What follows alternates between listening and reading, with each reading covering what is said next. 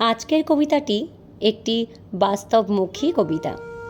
এই কবিতার প্রত্যেকটি লাইন যেন আমাদের প্রায় প্রত্যেকেরই জীবনের কথা বলে। আমরা যারা খুব সাধারণ মধ্যবিত্ত পরিবারের, তাদের জীবনের কথা ফুটে উঠেছে এই কবিতার মধ্য দিয়ে। তাই আজকের কবিতা অনটন। মেঘলা আকাশ, কুয়াশায় ঢাকা ভোর। চোখ মেলে দেখি এখনো ভোর হতে আছে বাকি। হঠাৎ চিৎকার শুনে চমকে ওঠে মন।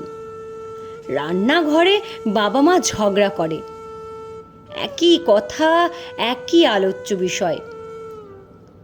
ওরা কি বোঝে না রাত করে অফিস থেকে ফিরি, বসের বকবকানি, আবার টার্গেট পূর্ণ চাই। চিন্তায় ঘুমোতে ঘুমোতে রাত 12টা হয়।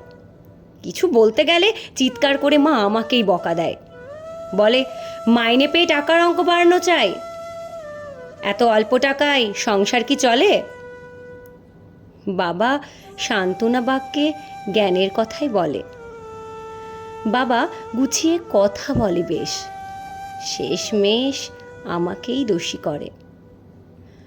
যেন বাবা আমার ভীষণ অলস, পাশা খেলে আর ঘুরতে চায় সারাক্ষণ।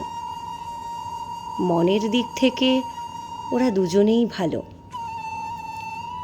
আমি যখন অফিস যাই, রান্নাঘরের কোণে বসে মা কান্নায় ভেঙে পড়ে।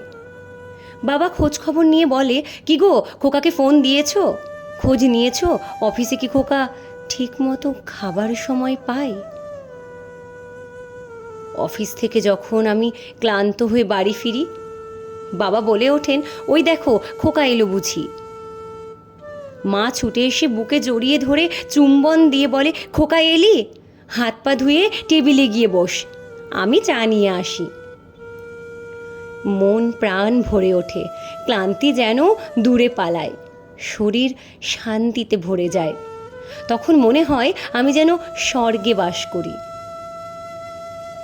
ভোর হতে না হতেই আবারও রান্নাঘরে মায়ের একই চিৎকার শোনা যায়, একই কথা, একই আলোচ্য বিষয়।